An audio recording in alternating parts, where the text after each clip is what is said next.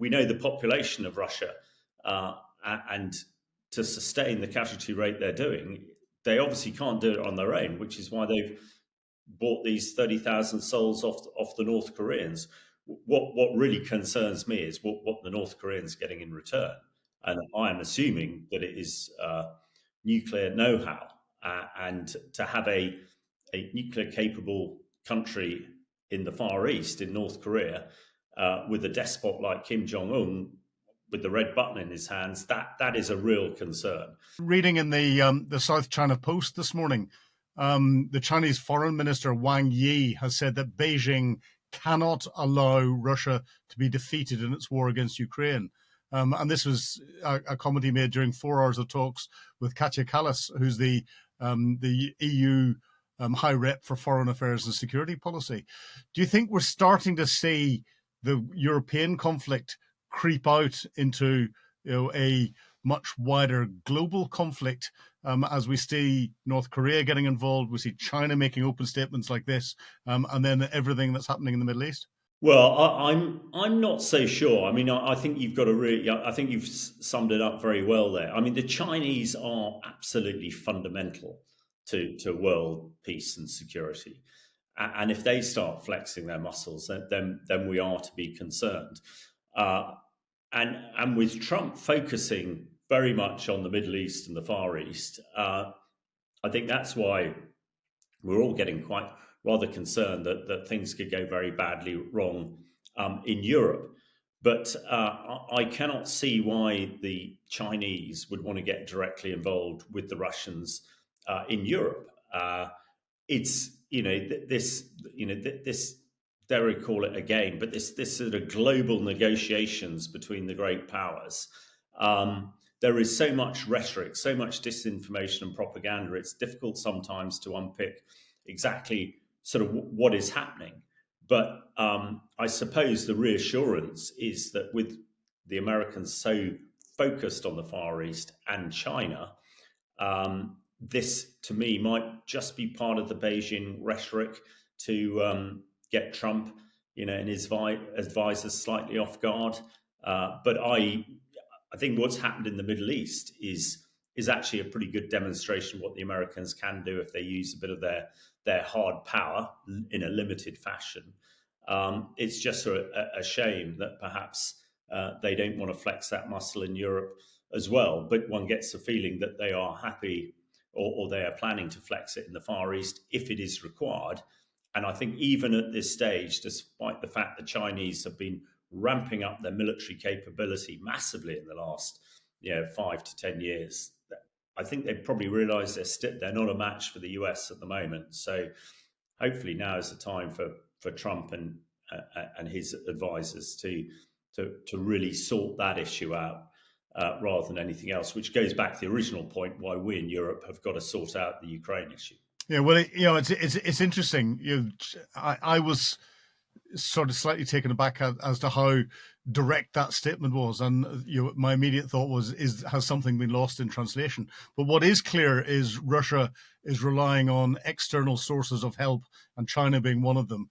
But if it's relying on North Korea for a lot of its ammunition, you mentioned the massive strikes, drone and missile strikes that have been against Kyiv and across Ukraine last night.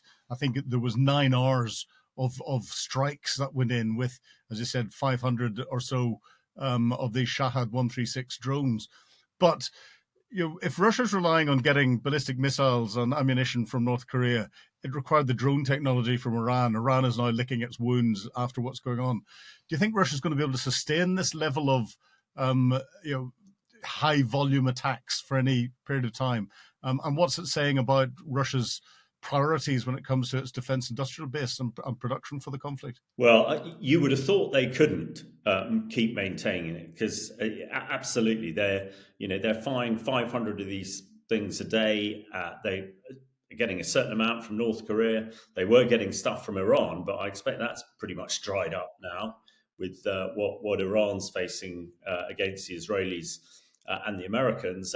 And in manpower terms, again, we know the population of Russia, and to sustain the casualty rate they're doing, they obviously can't do it on their own, which is why they've bought these 30,000 souls off the North Koreans. What really concerns me is what the North Koreans are getting in return, and I am assuming that it is nuclear know-how, and to have a nuclear capable country in the Far East, in North Korea, with a despot like Kim Jong Un with the red button in his hands, that is a real concern. And no doubt the South Koreans and the Japanese are getting particularly nervous about this. But I think, from what I understand, the Russian psyche is that they just need to hang on a little bit longer than everybody else. And as far as Ukraine goes, they need to hang on a little bit longer than the Europeans.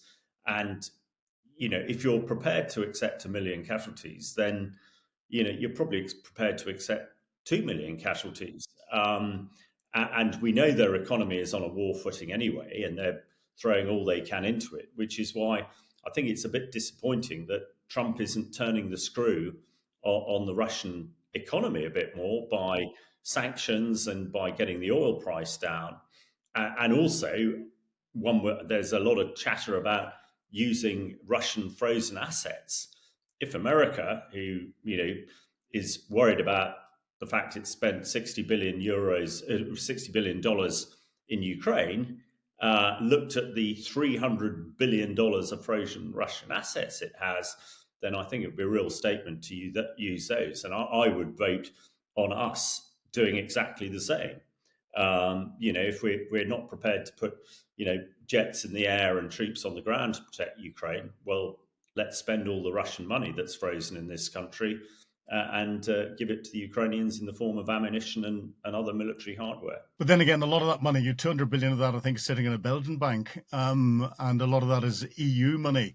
And a couple of things that we're seeing with the EU, Viktor Orban has just taken over for the next 6 months as the EU presidency, and he is, putting it mildly, not supportive of what's going on in Ukraine, and seems to be very supportive of Vladimir Putin.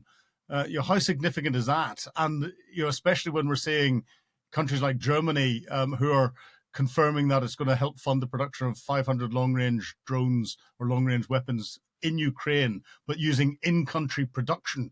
Do you think that's the right way forward? Will that get round a lot of the difficulties that we're seeing from the EU agreeing on anything? I think the EU is a bit of a basket case, actually, when it comes to this type of thing. To me, it's an economic union, certainly not a military union. And when you've got people like Viktor Orban chairing it now, I mean, it's just ridiculous. As you say, he's closer to Putin than he is to the European Commission in Brussels, which is bonkers. And also the fact that some of the ultra-right wing parties across Europe, again, are close to Russia.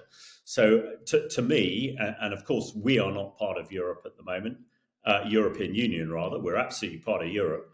I think the European NATO countries, which very much includes us, we are the ones who should lean into this and do the heavy lifting.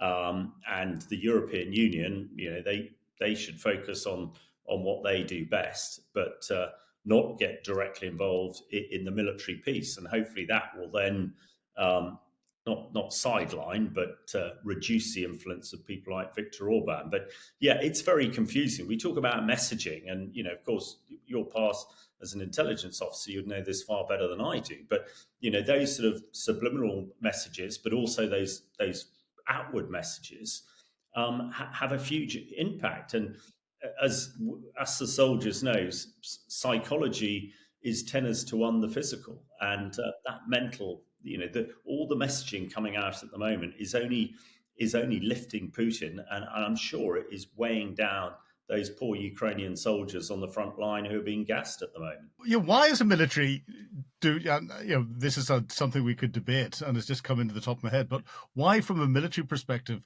do we get the information domain so wrong when it comes to being able to be proactive in our use of information? During the Second World War, Operation Fortitude convinced Hitler that we were attacking into Normandy through the Pas de Calais, not through Normandy. And there were very sophisticated operations like Operation Mincemeat and others that people can look up that were around that. We were good at it then.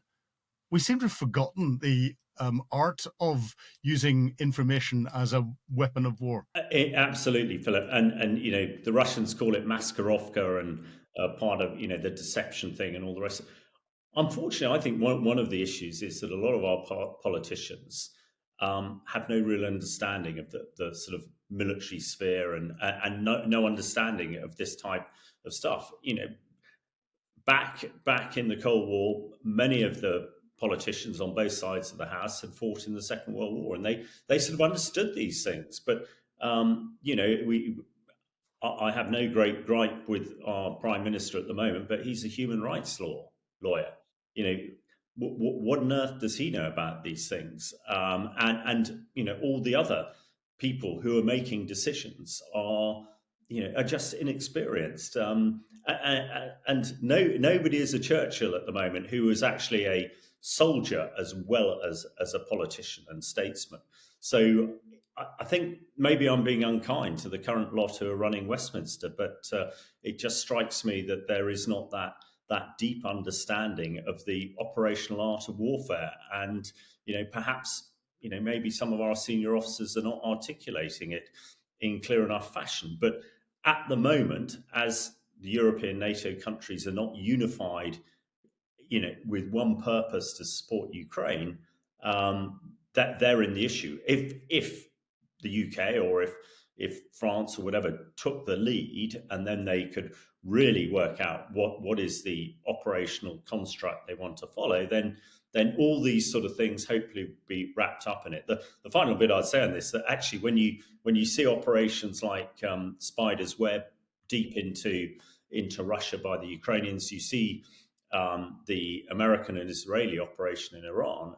Actually, some of these deep intelligence led strikes like those are still happening, but it seems pretty far away from the capability that maybe we would be able to do today, tomorrow. And let's hope that the clever people in Whitehall are working through this and making sure that when we deliver the strategic defence review, it gives us the capability to do these sort of things and not forget all the soft stuff, the strategic communications and the influence that you need to do as part of the whole art. It's not all about just fighting. Oh, it all comes together. And of course, it was the British that invented the Special Operations Executive, that put the manual together that General Bodanov, the head of the HUR, used as the basis for starting a lot of his commando activity across Russia. So, it's fascinating.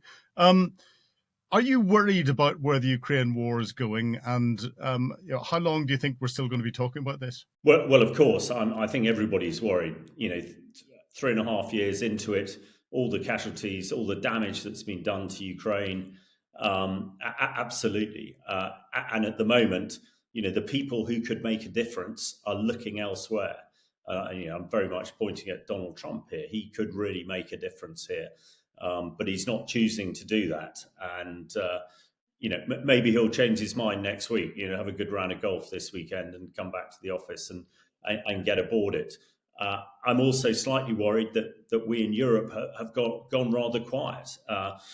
Lots of good stuff. The NATO summit the other day, strategic defence review, and the announcement we're all going to spend 5% of GDP on defence. Well, that's fine for a few years' time, but it's now that we need the determination to support Ukraine in order that Ukraine can get a ceasefire. But I hear Putin's voice again today saying, I have no interest in peace. I'm going to achieve the aims I set out to with my 3-day special military operation back on the 24th of February 2022, and that was a complete subjugation of Ukraine. So yeah, I am really concerned, and I hope that the world doesn't go on summer holiday in a few weeks' time and come back at the beginning of September, and we're in an even worse position than we are now. Well, the trouble is Europe does go on holiday through August and does nothing. And we've got, your comments from Putin came out of that conversation between Vladimir Putin and Donald Trump, who seems slightly taken aback on it. But we've got Trump speaking to Zelensky later this afternoon. So that will give us an excuse to have another chat at some stage. Hamish, it's been fascinating chatting to you today on Times Radio Frontline. Thanks very much for having me. You've been watching Frontline with me, Philip Ingram. If you'd like access to exclusive content, please subscribe to Times Radio membership and watch us on YouTube. But you can now get us as a podcast wherever you get your podcasts from. And don't forget, you can also listen to Times Radio for the latest updates on global affairs and read about them at thetimes.com. Thank you.